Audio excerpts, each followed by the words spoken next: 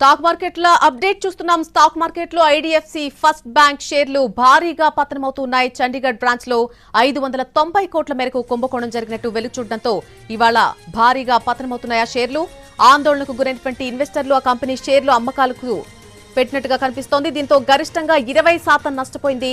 తమ bank Chandigarh branch లో 590 కోట్ల మేరకు కుంభకోణం జరిగినట్టుగా అనుమానిస్తున్నామని ఐడిఎఫ్సి ఫస్ట్ బ్యాంక్ ప్రకటించింది.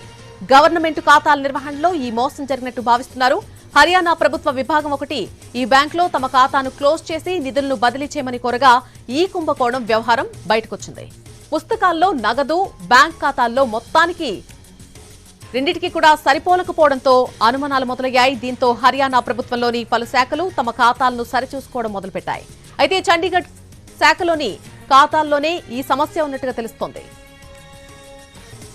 స్టాక్ మార్కెట్లో ఐడిఎఫ్సి ఫస్ట్ బ్యాంక్ పేరు షేర్లన్నీ కూడా భారీగా పతనమవుతున్నాయి. చండీగఢ్ బ్రాంచ్ లో 590 కోట్ల మేరకు కుంభకోణం జరిగినట్టుగా వెలుగు చూడడంతో ఇవాళ భారీగా పతనమవుతున్నాయి ఆ షేర్లు.